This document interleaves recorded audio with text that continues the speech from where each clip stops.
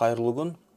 Бұл бейнеролик дипломдық жұмыстарды жазып жатқан студенттерге арналған. Студенттерге дипломдық жұмысты қорғауға дайындалу үшін әдістемелік нұсқаулық деп аталатын файл сіздерге жіберілген, соны міндетті түрде қарап танысып шығыңыздар. Сол файлдың ішінде 7-ші бетте студенттер рәсімдеу ережелерімен таныса алады. Макет деген бөлімге кіресіздер. Сол жерде өлшем, болмаса орысшасы размер деген жерде A4 форматын таңдайсыздар. Одан кейін макет бөлімінде поля деген жер бар, жиектер. Сол жерде реттелетін жиектер болмаса настройка жағына кіресіздер. Сол жерде жоғарғы жиек 2 см, төменгі жиек 2 см, сол жақ 3 см, оң жақ 1 см деп таңдап орнатып шығасыздар. Егер де басқалай тұратын болса, сол жерде соны өзгертіп шығуыңыз керек. Кейін OK-ді басасыздар. Ctrl-A деген клавишадағыны басасыздар. Содан кейін сіздер шрифтті қарап шығуларыңыз керек. Ctrl-A-ді басқаннан кейін Times New Roman шрифтін таңдайсыздар. Жалпы алғанда құжатта түгелдей Times New Roman 14 деп 14-ші кегіл таңдайсыздар. Бірақ бір ескертетін жайт бар, ол кестелерде және де суреттерде сіздердің ол жерде ішіндегі текст, ішіндегі жазуларыңыздың барлығы 12-ші өлшеммен, 12-ші кегілмен жазылып шығуы тиіс. Жалпы бүкіл құжат Times New Roman 14 деген өлшеммен рәсімделеді, бірақ кестелерге оның ешқандай қатысы болмайды. Кестелер 12-ші кегіл.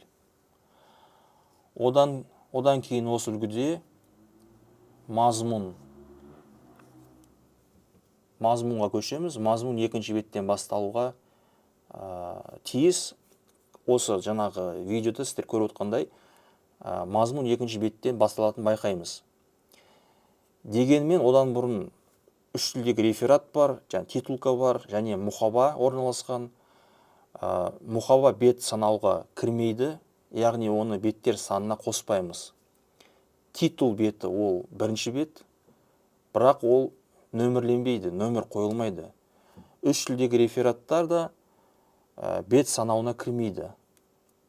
Мазмұн, содержание 2-ші бет болып саналады. Кіріспе 3-ші бетте орналасады, және одан кейінгі беттер өзінің нөмірлерімен ары қарай кете береді. Осындай реттеуді жасау үшін, яғни мазмұн 2-ші беттен басталу үшін, мен басқа файл үлгісінде көрсеткім келіп отыр. Мұнда 1-ші бет мұхаба, 2-шісі титул бет, одан кейін қазақша, орысша, ағылшынша рефераттар, мазмұн 4-ші бетте тұр. Бірақ айтылғандай мұхаба саналмайды, титул бет ол 1-ші бет, ал мазмұн 2-ші бет. Осыны реттеу үшін курсорды мазмұнның алдына қоясыздар, содержание дегенге орысшасы. Қойып алғаннан кейін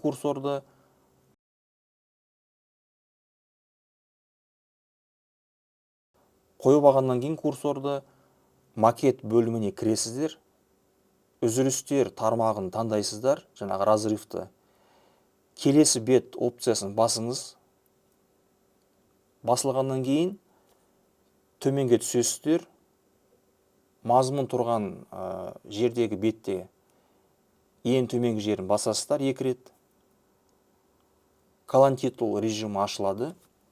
Сол жерде алдыңғы бөлімдегідей деген опцияны, как в предыдущих страницах дегенде өшіріп тастайсыздар.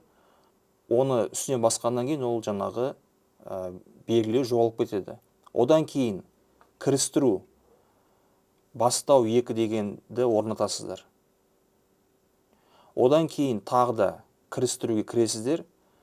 беттің төменгі жағы, жаңа қарапайым нөмір 2 деген ортада тұрғанды таңдайсыздар. Осылай жасаған кезде мазмұн екінші бетте орналасады. Алдыңғы барлық беттер нөмірлеу оларда болмайды. Enter'ді бассаңыз, келесі беттің жаңағы үшінші болып кеткен көреміз. Одан кейінгі барлық беттер біркелкі нөмірленеді. Жаңағы сквозная нумерация деп айтқан кезде орысша солай ол. Одан кейін түсіндіретін тағы да бір жері бар. Белгіленген үлгіде мұқаба, титул, жаңағы титул беті және рефераттар барлығы сіздер үшін арнайы дайындалып берілген. Сіздерге қалай рәсімдеу керектігі көрсетілген. Сіздер үшін дайындалып қойды. Сіз тек өз деректеріңізді қоясыздар осы жерлерге. Мұнда өзіңіздің жаңағы білім бағдарламаларыңызды қоясыздар, жұмыс атауын қоясыздар, аты жөндеріңізді жазасыздар. Осы бетте сіздер үшін дайындалып қойды. Сіз тек өз деректеріңізді қоясыздар осы жерлерге. Мұнда өзіңіздің жаңағы білім бағдарламаларыңызды қоясыздар, жұмыс атауын қоясыздар, аты жөндеріңізді жазасыздар. Осы бетте өз деректеріңізді енгізесіздер. Осының барлығы сіздер үшін үлгі ретінде көрсетілген. Рәсімдеудің қалай болғаны жазылған. Мысалы, реферат сөзі жартылай жаңағындай полужирный дейміз ғой, жартылай қоюла бас әріптермен жазылған. Мұнда жартылай жаңағы полужирный бас әріптер. Ал жаңағы аты жөн тұрған жерде кіші әріптермен жазылған. Енді мазмұн форматына көшейік. Мұнда пайда болатын белгіні басамыз. Кесте белгісін таңдаймыз. Кестені көрсету үшін жаңа кесте конструкторы бөліміне кіреміз. Кесте торын таңдаймыз. Сол жерде тарау атауларын, тараушаларды, параграфтарды өзгерту үшін осының барлығы белгіленіп шығады.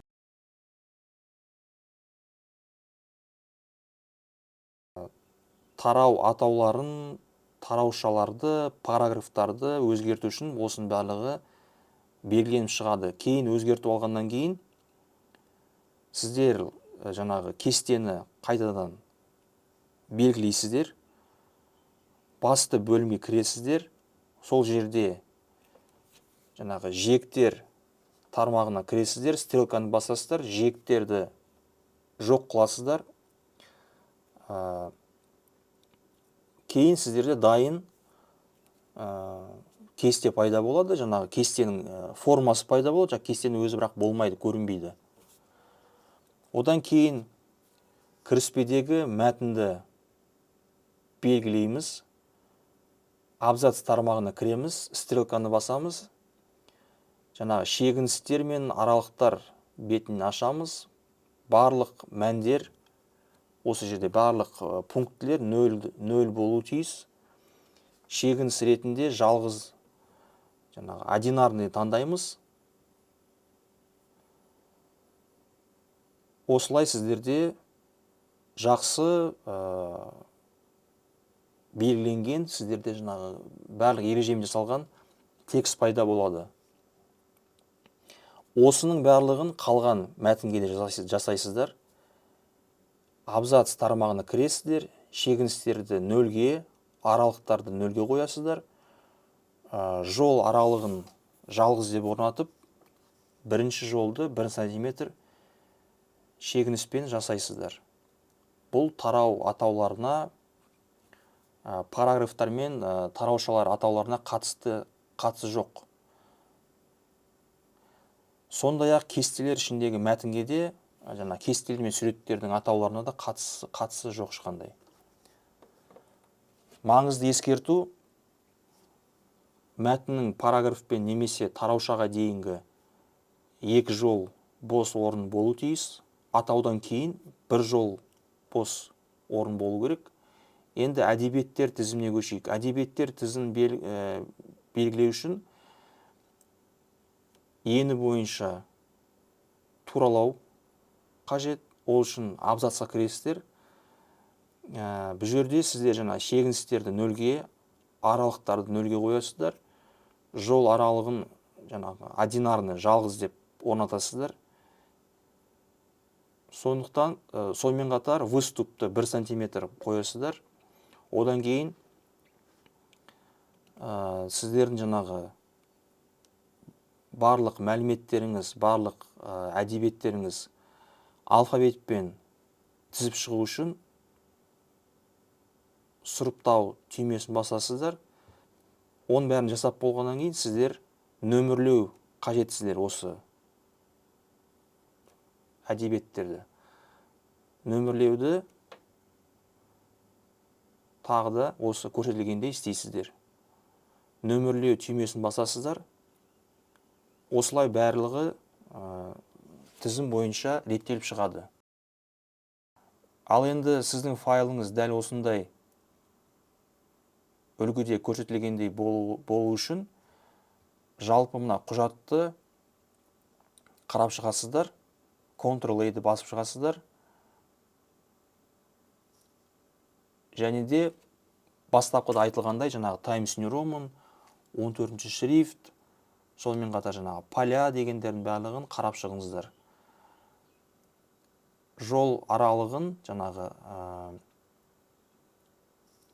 межстрочный интервал дегенді соны одинарны қойып шықтыңыздар ма, соны да бір рет қарап шығыңыздар.